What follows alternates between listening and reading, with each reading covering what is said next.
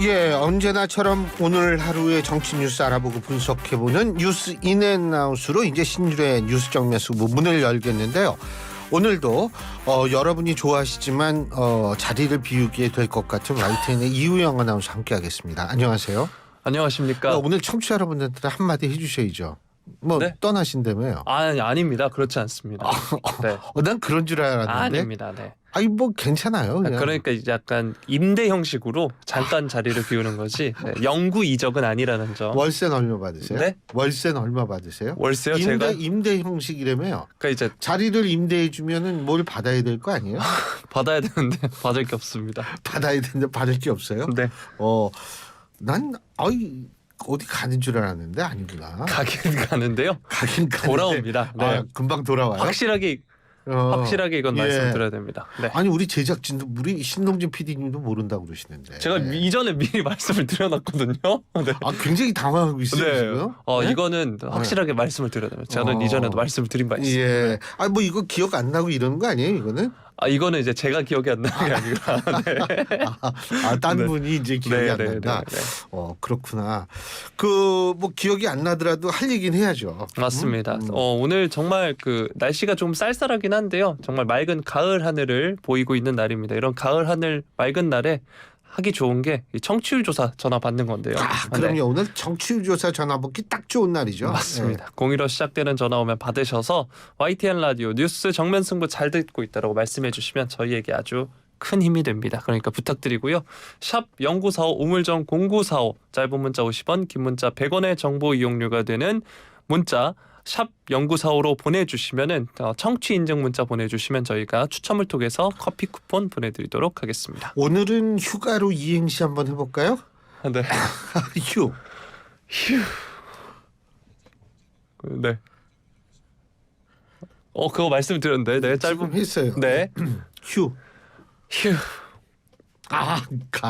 갔다가 오겠습니다. 네. 너무 부담 갖지만 그냥 푹 쉬어도 돼요. 네, 그럼요. 예. 아니요, 괜찮습니다. 네. 자, 오늘 어떤 얘기부터 해보죠? 네, 조 바이든 대통령의 대국민 연설부터 살펴보도록 하겠습니다.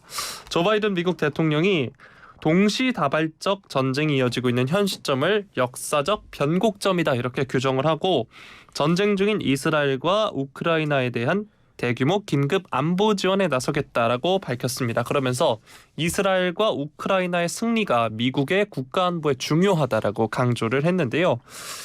대국민 연설에서 20일에 있을 의회에 우리의 핵심 동맹인 이스라엘, 우크라이나 지원을 포함해서 긴급 안보 예산을 요청할 것이다. 이는 여러 세대에 걸쳐 미국의 안보에 도움이 되는 현명한 투자다. 이렇게 이야기를 했습니다. 만약 국제적 분쟁이 이어진다면 갈등과 혼돈이 세계의 다른 곳으로 번져나갈 것이라면서 하마스와 블라디미르 푸틴은 각기 다른 위협을 대표하지만 그들은 한 가지 공통점이 있다. 그들 모두 이웃한 민주국가를 몰살시키려 한다는 것이다라면서 규탄을 했습니다. 또 사소한 정치 싸움이 위대한 나라로서 우리의 책임에 방해가 되도록 해서는 안 된다면서 하마스와 같은 테러리스트, 푸틴과 같은 독재자가 승리하도록 둘 수 없다. 그런 일이 일어나는 것을 거부하겠다라고 이야기를 했습니다. 또한 팔레스타인 가자 지구에 대한 인도적 지원 방침도 재확인했는데요. 가자의 사람들은 긴급하게 식량과 물, 의약품을 필요로 한다라고 이야기를 했습니다. 바이든 대통령은 러시아의 침략 전쟁을 거론하면서는 북러 무기 거래를 언급하기도 했는데요. 푸틴은 우크라이나를 공격할 드론과 무기를 구입하기 위해 북한과 이란에 기대고 있다라고 하면서 우크라이나에 미군을 보내지는 않을 것이라는 점을 이야기하기도 했습니다. 또 바이든 대통령이 의회에 송부할 예산에는 이스라엘 지원을 위한 140억 달러, 우크라이나 지원 위한 600억 달러, 긴급한 인도적 지원비 100억 달러, 국경안보 140억 달러 등 총 1000억 달러를 넘어설 전망이라고 하는데요. 현재 미국 하원이 공화당 소속인 케빈 메카시 전 의장 축출 사태 이후 지도부 공백 사태가 계속되고 있습니다. 그렇지만 임시 의장 권한을 확대해서 안보 예산을 우선 처리하는 방안이 검토되고 있는 상황이라고 하는데요. 공화당이 하원 다수당인데 이스라엘에 대한 시급한 지원에는 의견을 같이 하지만 우크라이나 지원을 놓고는 강경파를 중심으로 반대 의견이 높은 상황이라고 합니다. 자, 바이든 대통령이 대국민 연설을 통해 이스라엘, 우크라이나를 지지하는 발언을 내놨는데요. 이 소식 뉴스인 부탁드리겠습니다. 모든 정치적 행위 여기에서 이제 외교도 정치냐? 당연히 외교도 정치죠. 국제 정치죠. 근데 모든 정치적 행위에는 그 나름대로 드러나는 명분, 하지만 그 이면에 존재하는 또 다른 이유가 있게 마련입니다. 그런데 이제 일단 명분적으로 본다면 이스라엘이나 우크라이나의 공통점이 뭘까요? 그거는 공격을 먼저 받았다는 거예요. 그런데 물론 공격을 받아서 거기에 다시 방어를 위해서 전쟁을 치르는 것을 플라톤 같은 경우에는 그것이 정의로운 전쟁이다. 뭐 이런 식으로 얘기를 하거든요. 근데 물론 전쟁이 정의로운 전쟁이 어디 있느냐? 전 그런 입장이지만 일단은 명분적으로는 이제 공격을 받은 쪽을 이겨야 된다라는 그런 생각을 할 수가 있죠. 그런데 그 이면의 실제적인 이유는 뭘까? 바이든 대통령은 아무래도 내년 대선을 의식하지 않을 수가 없을 거고요.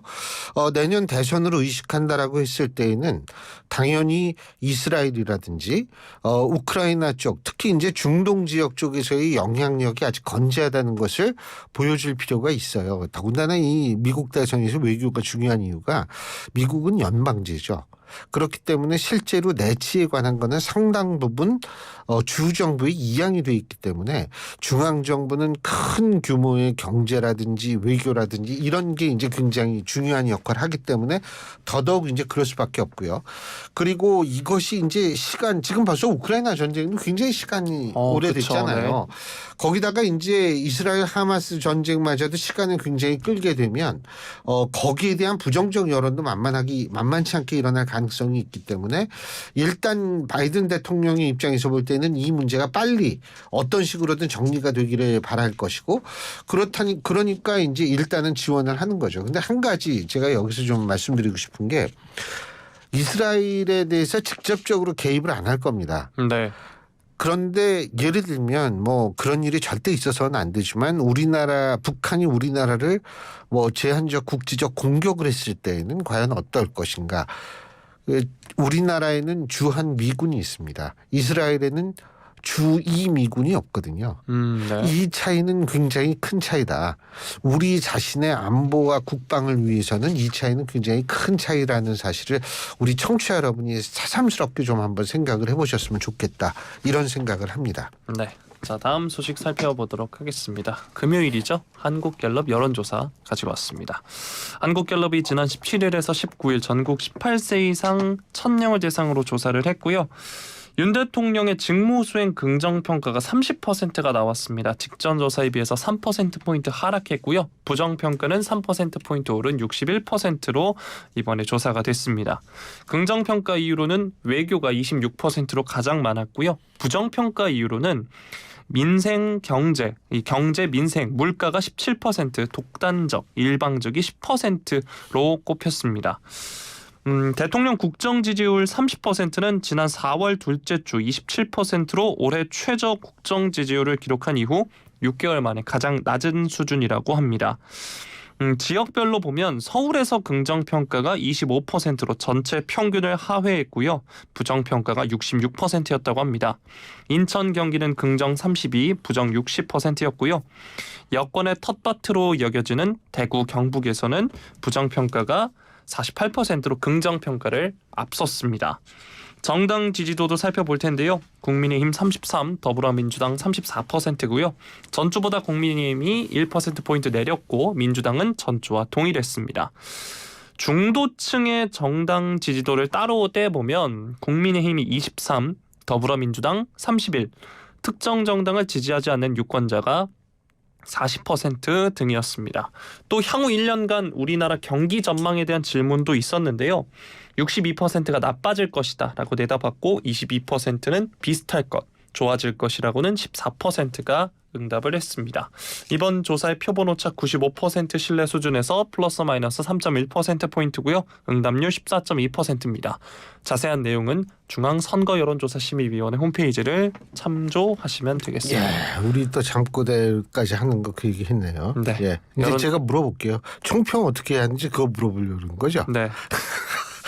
제가 항상 좀 성의 있게 물어보라 그랬잖아요. 여론조사 총평 있잖아요. 그 미국 대통령 지지율, 미국 역대 대통령 지지율을 보면 80%를 넘긴 대통령이 3명 있습니다. 자, 꼽읍시다. 누구일까요? 역대 대통령 역대 대통령 중에서. 조지 워싱턴, 그때 여론조사 있었구나. 에이브러함 링컨, 예, 네. 예. 그러니까 모르니까 그냥 뭐 아무 말이나 막 하는 거죠. 존 F 케네디, 예. 그건 맞췄어. 그건 맞췄어. 네. 존 F 케네디하고 아버지 부시하고 아들 부시거든요. 아 그렇군요. 근데 이 세 가지 80% 넘었을 때 공통적 현상이 있어요. 무력 분쟁과 관련이 있다는 거예요. 아, 예? 네. 예를 들면 쿠바 위기라든지 아니면은 걸프전이라고 네. 1차 중동전이라고 그러죠. 아버지 1차 부시 때. 아버지 부시 네. 때. 잘하시네. 네. 그다음에 아들 부시 때는 9.11. 9.11이요. 바로 그거예요. 네. 이런 경우에서 80%가 넘거든요. 그럼 왜 이렇게? 이건 보통 국가에서도 다 그래요. 일반 국가. 이걸 우리가 국기 결집 효과라고 얘기를 하거든요. 그러니까 불안하면은 국민들이 불안하면은 누군가한테 의지하고 싶잖아요. 근데 그 의지하는 대상이 보통 정권이에요. 그러니까 대통령이 지지율이 확 올라가는 거죠. 예. 그런데 그래서 이제 예를 들면 코로나 때 문재인 정권 당시에 대통령 지지율이 굉장히 높았어요. 네. 왜 그러냐면 코로나는 팬데믹이라는 정말 뭐 전대미문의 사태를 했기 때문에 굉장히 불안했고요. 그렇죠. 그 불안함 때문에 국기결집 효과가 발생해서 문재인 대통령의 지지율을 이렇게 고공행진할 수 있었거든요. 그런데 이제 제가 이 말씀을 왜 드리냐면 그런 특수한 환경을 제외하고는 대통령에 대해서 이렇게 막 불만 없는 경우는 없어요. 다 불만을 갖고 있죠. 그런데 이 불만의 공유가 발생하면 어떤 계기로 해서 불만의 공유가 발생하면 이거는 굉장히 문제가 더 커집니다. 다시 말해서 내가 불만을 갖고 있어요. 근데 뭐 그렇게 크게 불만하지 뭐 큰 불만 아니라서 그냥 아유 혼자 이러고 있는데 보니까 딴 사람도 막 그렇게 불만을 갖고 있어요. 야 이거 나만 갖고 있는 게 아니네. 그러면 자기의 불만의 크기가 더 커집니다. 딴 사람도 똑같은 불만을 갖고 있다라는 것을 확인하는 순간. 그런데 내가 이 말씀 왜 드리냐면 이번에 강서구청장 보궐선거라는 건 바로 불만의 공유에서 이 방아쇠를 땡긴 거예요. 그렇기 때문에 이게 동조 현상이 막 일어납니다. 불만이 있었던 사람 별거 뭐 불만은 있지만 뭐 큰 거는 아니지 이렇게 생각했던 사람들도 확 돌아설 수가 있는 거예요. 워낙 큰 격차가 벌어졌기 때문에 이런 동조 현상 때문에 지금 이 대통령 지지율이 이렇게 떨어졌다라고 저는 보고요. 그런데 그럼 이게 어느 정도 유지되느냐? 뭐 제가 예언가는 아닙니다만은 제가 볼 때는 2주 정도 아마 소요될 것 같아요. 2주에서 3주. 일반적으로 그렇거든요. 2주에서 3주. 그리고 뭐 뚜렷하게 뭐 윤석열 대통령이 갑자기 무슨 큰 잘못을 저질렀거나 이게 아니잖아요. 이렇기 때문에 제가 볼 때 2주에서 3주 정도 가지 않을까. 저는 그런 생각합니다. 더 빨라질 수도 있어요. 더 금방 끝날 수도 있죠. 저는 이런 생각이 들고요. 지금 정당 지지도도 국민의힘이 민주당한테 밀렸잖아요. 네. 이것도 결국은 불만의 공유에 의한 동조 현상 때문에 불만이 극대화되기 때문에 그렇다는 거죠. 이상입니다. 네, 감사합니다. 자, 다음 소식 살펴보도록 하겠습니다.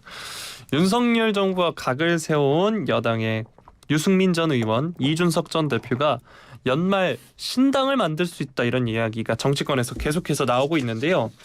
윤 대통령에 대한 비판 수위를 높여가면서 비윤을 넘어서 반윤 행보를 보여온 유 전 의원이 최근 창당 가능성을 시사하기도 했습니다. 제가 어제도 소개를 해드렸었는데 지난 17일에 CBS 라디오에 나와서 떠나는 것, 신당을 한다는 것은 늘 열려있는 선택지고 최후의 수단이라면서 12월 즈음에 결단을 내리겠다라고 했습니다. 또 이준석 전 대표는 최근 김민수 당 대변인이 이 전 대표가 나가면 당 지지율이 장기적으로 3에서 4% 오를 것이다 라는 발언을 한 데 대해서 즉각적으로 자신을 제명해서 지지율을 올리라라고 SNS에 글을 썼습니다. 유 전 의원과 이 전 대표 모두 국민의힘이 취약한 중도, 청년층의 일정한 고정 지지층을 확보했다는 평가가 있는 만큼 두 사람의 탈당이 내년 총선에 악재로 작용할 수 있다는 우려 때문에 이 촉각을 곤두세우고 있는데요.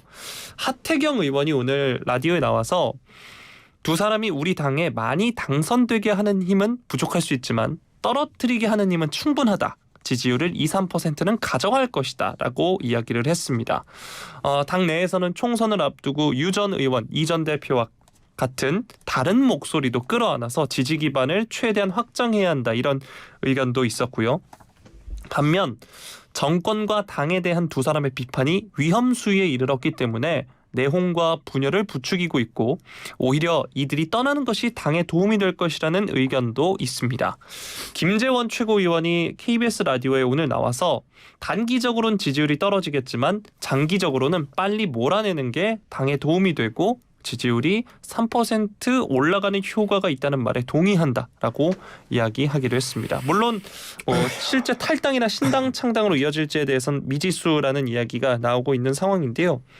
이 탈당설, 신당 창당설 이야기가 계속 나오고 있습니다. 앞서서도 전해드렸지만 하태경 의원이 오늘 라디오에서 두 사람이 조금 밉더라도 타당성이 있고 들을 만한 이야기는 듣고 반영하는 것도 필요하다 이런 의견을 내놓기도 했거든요. 두 사람의 탈당 현실화 가능성에 대해서는 어떻게 보시나요? 두 사람의 의지에 달려 있겠죠. 그리고 저는 하태경 의원의 분석에 전적으로 동의합니다. 2에서 3%. 이 정도를 득표력이 있으면은요, 특정인을 당선시킬 수는 없어요. 하지만은 특정 정당 후보를 떨어뜨릴 수는 있어요. 그렇기 때문에 제가 볼 때에는 그 파괴력, 그러니까 창조력과 파괴력이라고 그랬을 때 이 어떤 그 자신들이 막 잘 돼가지고 뭐가 되는 이런 거는 좀 지극히 의심스럽지만 파괴력은 분명히 있다는 거예요. 자, 그런 상황에서 제가 한 말씀 드리자면 저는 유승민 전 원내대표나 이준석 전 대표가 어떤 결정을 내리든 그것은 본인들의 결단이라는 그 전제하에서 말씀드리는 거예요.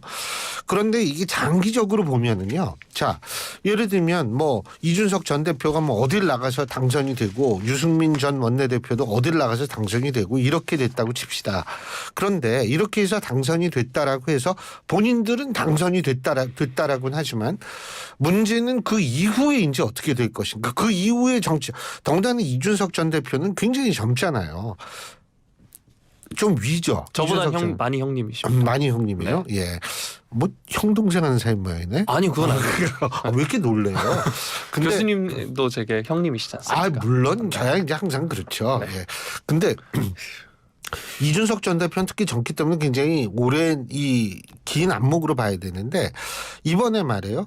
본인은 당선이 됐지만 예를 들자면 본인들이 신당 창당을 한다라고 가정했을 때 그 정당 때문에 국민의힘 후보가 다수가 떨어진다라고 했을 때 과연 어차피 이준석 전 대표의 지지 기반은 보수층일 수밖에 없는데 보수층이 이준석 전 대표를 어떻게 바라볼 것인가를 한 번쯤 생각해 봐야 된다는 거죠. 저는 이준석 전 대표가 얘기하는 그런 것들 중에 귀담아 들을 얘기도 충분히 있다고는 생각을 합니다. 물론 저는 그 표현 방식에 동의하는 것은 아니에요.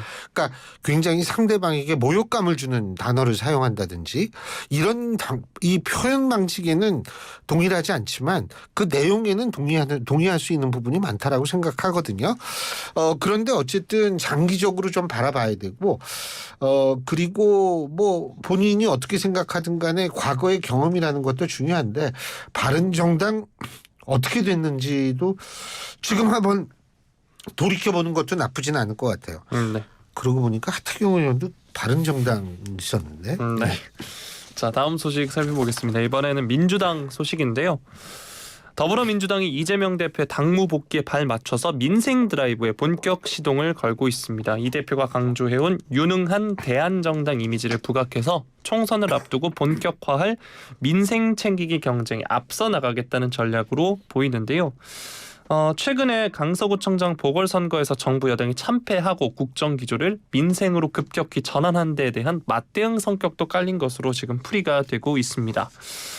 한민수 대변인이 국회에서 최고위원들은 비공개위에서 이 대표가 복귀하면 보다 더 민생과 경제 중심으로 당을 운영하기로 했다. 지역화폐, R&D, 일자리 등 민생 예산을 더 꼼꼼히 챙길 방침이다라고 이야기를 했습니다. 앵커께서 오프닝에서도 얘기해 주셨지만 이 대표는 다음 주 월요일 오는 23일에 국회에 복귀를 하는데요. 복귀하는 대로 그간 추진해온 민생 프로젝트 결과물을 차례로 발표할 계획이라고 하는데 그중에서도 50대 이상 구직자를 의미하는 신중년 지원 정책이 대표적으로 꼽히고 있습니다. 그래요? 50대 이상? 네. 그거 어떻게 지원해 준대요? 예? 갑자기 귀가 번쩍번쩍하네. 그 부분은 이제 구체적으로 나오면 제가 다시 한 번 더 소개를 해드리도록 하겠습니다. 예. 네, 민주당은 국민의힘이 정쟁성 문구가 적힌 현수막을 내리기로 한 것과 관련해서 유사 조치를 검토하기도 시사하기도 했고요. 또 당이 민생경제에 주력하기로 했으니 그에 맞춰서 전국 시도당 현수막으로 더 홍보할 수 있도록 하자는 이야기가 비공개 최고위에서 나왔다면서 다만 당의 주요 태스크포스는 민생과 관련해 꼭 필요한 기구가 대부분인 만큼 여당처럼 태스크포스 정리에 대한 논의는 없었다라고 말을 하기도 했습니다. 자, 본격적으로 총선을 준비하면서 민생 챙기기 행보를 보이고 있는 정치권의 모습입니다. 이 소식 뉴스인 부탁드리겠습니다. 사실 제가 두 가지 말씀드리고 첫 번째 말씀드리고 싶은 것은 정당이나 정치인의 이미지 이게 얼마나 걸릴 것 같아요? 쌓는데요? 이미지를 우리가 형성시키는 데 걸리는 소요 시간. 형성하는 데는 그래도 꽤 걸리지 않을까 싶은데. 엄청 오래 걸려요. 네. 정당이나 정치인의 이미지는 누적의 결과지 순간적으로 그게 바뀌는 게 아니에요. 그렇기 때문에 제가 볼 때에는 뭐 사법 리스크의 이미지가 지금 민주당한테는 너무 강하게 박혀 있다라는 그렇기 때문에 이렇게 민생 위주의 행보는 사실 먼저 했었어야 된다는 거죠. 지금 사실 민주당 같은 경우에는 상당 뭐 본인들이 원하는 법안 같은 경우에는 단독으로 처리한 경우도 드물지 않게 봐왔고 그리고 장관들 툭하면 탄핵 얘기하고요. 해임 건의안 국무총리에 대한 해임 건의안 발동하고 계속 이런 식의 모습을 보여왔거든요. 그렇다면은 일반 국민들은 민주당 하면은 떠오르는 이미지가 있을 거예요. 예? 뭐 예를 들면은 좀 굉장히 힘 있는 야당, 좋게 우리가 표현한다면 근육질 야당이죠. 이런 식의 이미지를 갖고 있을 텐데 중요한 거는 이것이 민주당 아닙니까? 데모크라시, 민주주의하고 이게 좀 잘 매치가 되는 이미지인가는 본인들이 생각을 해야 될 거고 두 번째는 뭐냐면 그만큼 압도적 다수를 차지하고 있는 야당이기 때문에 입법부에서 압도적 다수를 차지하고 있는 야당이기 때문에 사실은 민생을 신경 써가지고 뭐를 하려고 했으면 충분한 힘이 있어요. 지금 현재도. 그런데 사실 민생에 관한 얘기보다는 검찰의 비난에 관한 얘기를 더 많이 들었다라는 기억을 아마 저만 그런 느낌을 가진 거는 아니라고 생각되거든요. 그렇기 때문에 이제 지금 하는 건데 한 가지 안타까운 것은 뭐냐면 이 민생 챙기기는 국민의힘이 먼저 뛰어든 거예요. 지금 의사수 늘린다는 거, 의대 정원 늘린다는 것도 이거 민생이거든요. 네. 거기에다가 현수막 그거 있잖아요. 진짜 제가 딴 건 모르지만 그건 진짜 잘했어요. 아주 보기 싫어요. 예? 그 사람들 위험도 하고. 근데 그거 국민의힘이 먼저 걷기 시작했잖아요. 그것도 작은 부분이지만 민생이라고 볼 수 있거든요. 이런 거를 차곡차곡 쌓는 것은 사실 국민의힘이 먼저 시작을 했는데 민주당도 뭐 거기에 동참하겠다. 국민의 입장에서 볼 땐 나쁜 거 없어요. 그리고 국민의힘 입장에서 볼 때 국민의 입장에서 볼 때 나쁜 게 없고 국민의힘 입장이라고 그랬는데 국민의 입장에서 볼 때 나쁜 거 없고 뭐 민생 그렇게 잘 해주겠다니까 뭐 그렇죠. 단지 한 가지 참고 삼아 제가 말씀을 드리는데 우리 국민들의 민도가 굉장히 높습니다. 민도가 높다는 건 뭔지 아세요? 이성적 판단은 굉장히 잘한다는 거예요. 그거를 바탕으로 해가지고 잘했으면 좋겠어요. 예. 네. 이거 신중년 정책이 뭔지 굉장히 궁금하네. 자, 다음 소식입니다. 제가 신씨잖아요. 네. 제가 신씨잖아요. 아. 네. 신중년 바로 내 얘기네 이게. 네, 알겠습니다. 예. 자, 윤석열 대통령이 후임 대법원장 인선에 대한 결정을 미룬 채 숙고를 거듭한 것으로 지금 전해지고 있는데요. 김명수 전 대법원장이 지난달 24일 퇴임하고 이균용 전 대법원장 후보자 임명 동의안이 지난 6일 국회에서 부결이 되면서 사법부 수장 공백 사태 26일째로 접어들었습니다.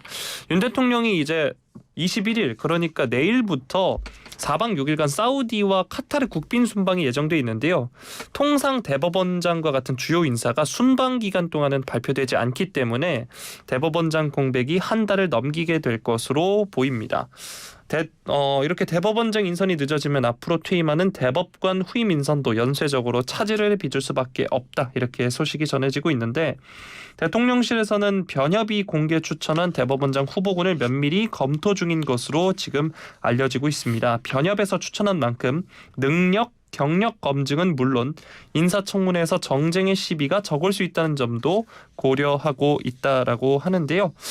네, 변협은 앞서서 지난 17일 이종석 헌법재판관을 비롯해서 오석준 대법관, 조희대 전 대법관, 홍승면 서울고법 부장판사, 이강만 서울고법 부장판사 등 5명의 후보군을 추천을 한 바 있습니다.